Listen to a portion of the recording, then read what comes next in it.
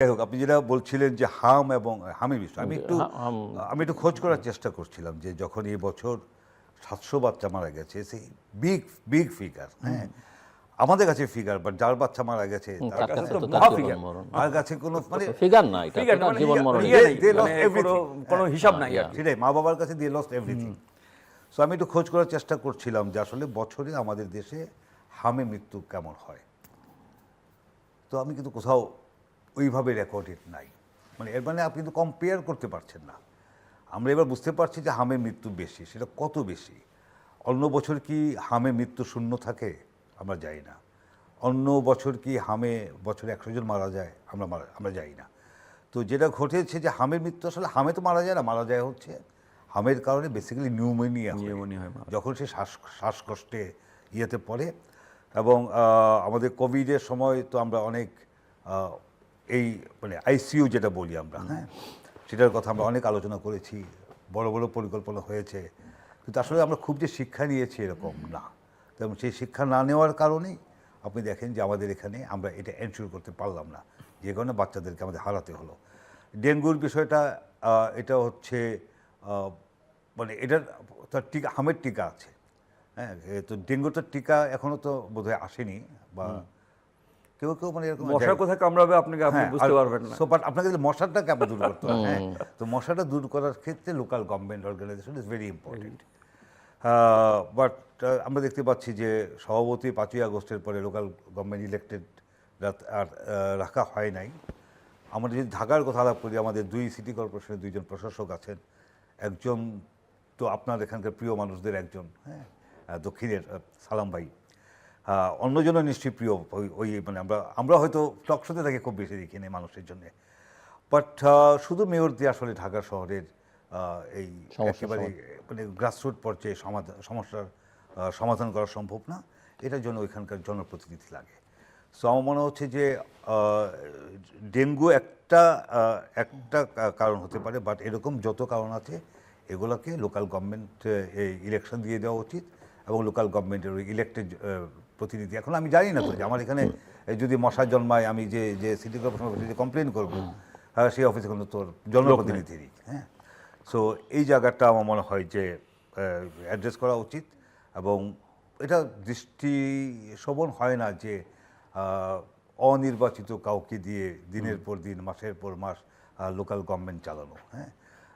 So আমরা শুনতে পাচ্ছি যে সেপ্টেম্বর অক্টোবর নাগাদ হয়তো একটা প্রসেস শুরু হবে। সো এটা বেশি লেংদি না করাই ভালো হবে। যারা বেশ প্রশাসক হয়ে নিজেদেরকে অনেক সৌভাগ্যবান মনে করছেন, তাদেরও এই বোধোদয় হওয়া উচিত যে আসলে সরকার দায়িত্ব দেওয়ার কারণে প্রশাসক হওয়ার চেয়ে ইলেক্টেড হয়ে প্রশাসক মেয়র হওয়াটা বা অনেক সম্মানের, সেটা আমার মনে হয় তারা নিজেরাও বোঝেন। আর ভাইয়ের কথা বলছিলেন যে বিজ্ঞান শিক্ষা, অবশ্যই বিজ্ঞান শিক্ষার দিকে তো আমাদের আগ্রহ কম। আমি নিজেও এইচএসসি পর্যন্ত বিজ্ঞান পড়ে আর বিজ্ঞানের দিকে যাই। যাই হোক, আমি বলছি যে ঠিক আছে, বাট আবার যে মানে আমি অতটা কিন্তু হতাশ নই যে বিজ্ঞান শিক্ষক পাবেন না। কারণ গত 55 বছরে আপনি আমাদের যে কলেজগুলো দেখি, তো সেখানে তো বিজ্ঞান সাবজেক্টের সিট সংখ্যা তো কমে নাই, সিট সংখ্যা তো ক্রমান্বয়ে বেড়েছে, এবং সেখানে ভর্তি হচ্ছে। ট্রু যে আগে যত পার্সেন্ট, আগে যদি 100 জন পাস করতো, 50 জন বিজ্ঞানের সাবজেক্ট পড়তো, 50 জন কলা বা সামাজিক বিজ্ঞান পড়তো।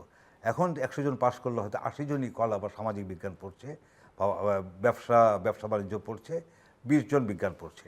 তো সেক্ষেত্রে ওই বিজ্ঞান সাবজেক্ট পড়ার চেয়েও আমার কাছে বেশি ইম্পর্টেন্ট মনে হয় যে আসলে আমাদের মগজে আমরা কতটা বিজ্ঞান মনস্ক, হ্যাঁ। আমরা তো অনেক বিজ্ঞানের শিক্ষককেও দেখি যে আসলে ওটাকে উনি শুধুমাত্র বইয়ের একাডেমিক বিষয় মনে করেন, তার জীবন চর্চাতে বা অন্য জায়গাতে আসলে বিজ্ঞানের কোনো খুব একটা ছাপ আমরা দেখি না। শিক্ষার ক্ষেত্রে আগেও একদিন আপনাকে বলেছিলাম যে আমার আশা ছিল যে ইউনূস সরকারের সময় অন্তত 2টা জায়গাতে কাজ হবে, একটা স্বাস্থ্য এবং শিক্ষা। তো স্বাস্থ্যে তো একেবারেই মানে তথৈবচ অবস্থা, যার কিছু ওয়ান অফ দ্য রিজনস, অবশ্যই আমি গেম আমরা নাও করতে পারি, বাট এটা তো সত্য যে ওই সরকারের সার্টেন জায়গাতে ব্যর্থতার কারণেই হামের, সেটা তো আপনি ইউনিসেফও তাদের বিবৃতি দিয়ে জানিয়েছে যে তারা বারবার সরকারকে সতর্ক করেছিল।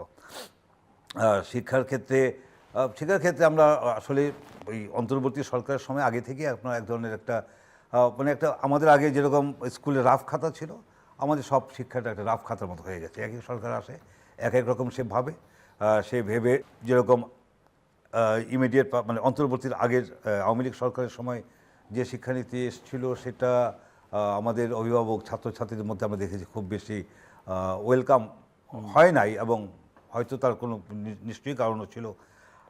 এখন আমরা কোন দিকে যাচ্ছি, আমাদের শিক্ষানীতিটা আসলে কোন দিকে যাবে এখনও খুব একটা আমরা ক্লিয়ার না। আমরা একটা নীতি প্রণয়নের চেয়ে বেশি আমরা গুরুত্ব দিই যে পাঠ্য বইয়ে ঘোষকের নাম থাকবে নাকি জাতির পিতার নাম থাকবে, নাকি কোনটা থাকবে, মানে আমরা পার্টিজান এজেন্ডা থেকে আমরা পাঠ্যপুস্তক ঠিক করতে চাই। বাট আলটিমেটলি আমাদের দরকার এই মুহূর্তে আমার মনে হচ্ছে যে একটা ন্যাশনাল লেভেলে ডায়লগ করে সেটা শিক্ষকদের অংশগ্রহণে, বুদ্ধিজীবীদের অংশগ্রহণে, এক্সপার্টদের অংশগ্রহণে আমাদের একটা এরকম একটা শিক্ষানীতি দরকার। আজকে আমার এক সহকর্মী বলছিল, আচ্ছা দেশে কি এমন একটা আইন করা যায় না যে এরপর থেকে যেরকম কোনো নাম চেঞ্জ করা যাবে না, মানে যোগ করছিল যে ত্রিশালের নাম নজরুল সিটি করার ক্ষেত্রে একটা পর্যালোচনা করা হবে।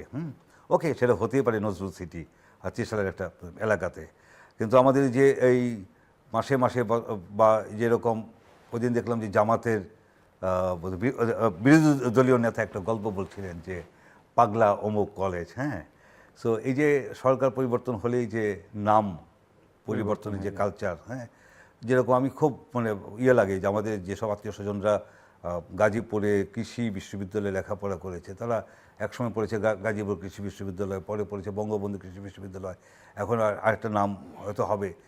মানে আপনার সার্টিফিকেটটাই তো তাহলে আবার কি আপনি চেঞ্জ করবেন বারবার যে আপনি অমুক, যে ঢাকা বিশ্ববিদ্যালয়ে বঙ্গবন্ধু হল ছিল, এখন সেখানে আপনি ওইটা কি এই নজরুল হল হবে না হাদি হল হবে না অমুক হল হবে তমুক হল হবে।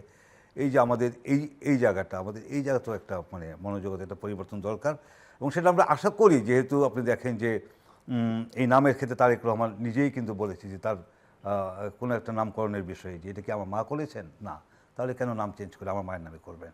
বা আমরা দেখে অনেকেই ধারণা করেছিলাম যে হয়তো শাহজালাল ইন্টারন্যাশনাল এয়ারপোর্টের নাম চেঞ্জ হয়ে আবার জিয়া হবে, ওটাও কিন্তু হয় নাই।